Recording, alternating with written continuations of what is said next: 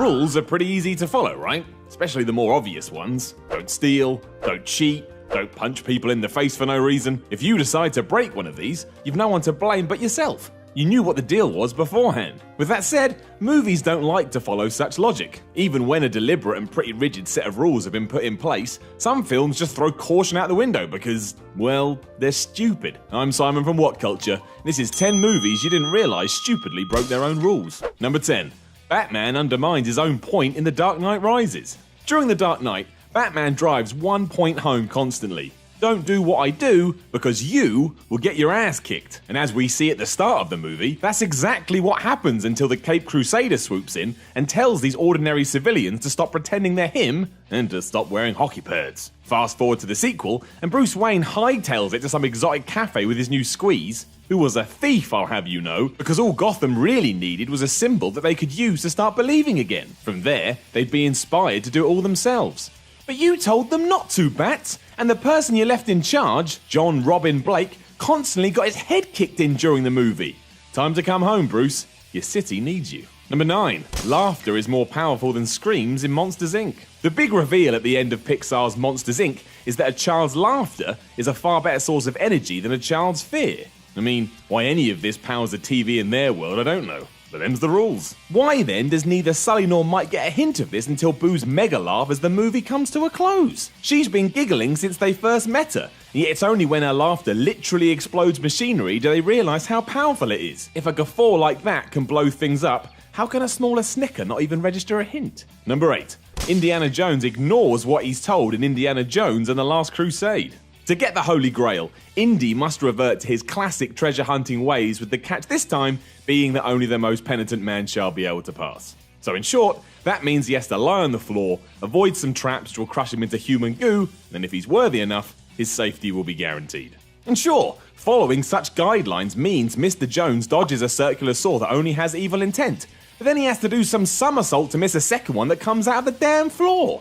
Where did it say that in the riddle? And how on earth did Indy know to do that? Nowhere does it even hint that gold medal gymnastic skills are required to get through this maze. Number 7. The genie can only grant wishes he hears in Aladdin. Or so he says. From the moment the genie meets Aladdin, he's keen to lay down the law. You can't ask him to kill. You can't ask him to make someone else fall in love with you. And you can't ask for more wishes. Then Aladdin tricks him to get out of the Cave of Wonder, so the all-powerful magician repeats how the whole system works. As it turns out, this is all one big lie. After Jafar throws Aladdin into the ocean for a good old-fashioned drowning, the genie literally puts words into his mouth despite that only 1 second earlier he says, "Oh, you can't cheat on this one. I can't help you unless you make a wish." But Aladdin doesn't make a wish. The genie mutters the words for him, so why didn't he just do that with his first master and wish himself free? What a moron. Number 6. You don't talk about Fight Club. The first rule of Fight Club is, you do not talk about Fight Club. The second rule of Fight Club is, you do not talk about Fight Club. Then how the hell do all these people find out about Fight Club?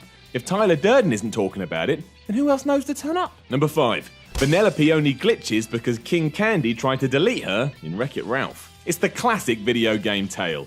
Girl wins race, King gets mad, King deletes girl's code, girl survives, girl becomes glitch. This is the basic plot of Wreck-It Ralph, where Vanellope von Schweetz becomes a glitch in arcade racing game Sugar Rush because King Candy wants her gone from the game. And yet once Wreck-It Ralph has saved the day and looks out of his own arcade machine into hers, you see Vanellope glitch into first place, even though her code has been restored. So now she's not only cheating, but what was portrayed as the worst of all evils throughout the entire film is now treated as a special move.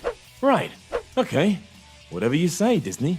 Number 4. Tony Stark will die if he removes the shrapnel in Iron Man. You know that big blue thing that sits in Tony Stark's chest? That's there because it provides power to an electromagnet that stops shards of deadly metal killing him.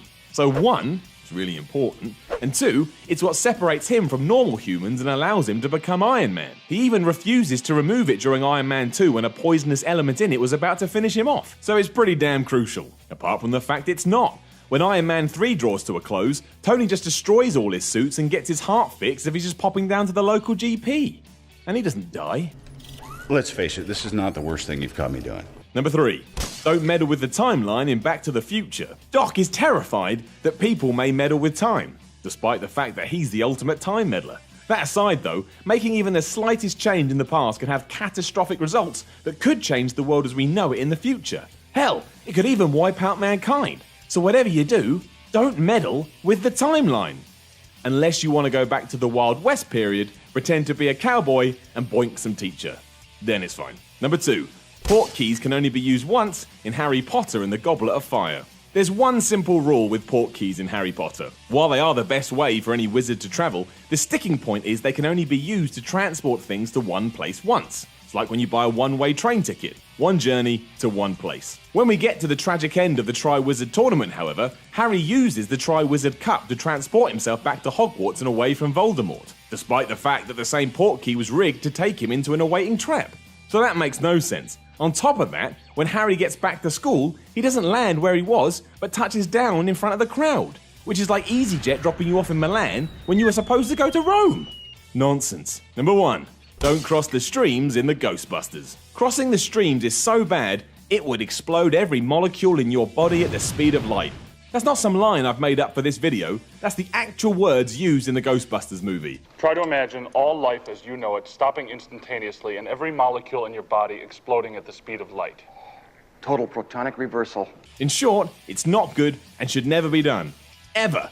Don't even think about it. Until you're in dire straits fighting some weird lady and her dogs. As soon as it suits the fighting foursome, they just decide, to hell with it. Screw science, let's just see what happens even though we may be about to destroy the entire world. Amazingly though, this mega stream just causes an explosion that hurts the aforementioned Gozer and the Stay Puft Marshmallow Man.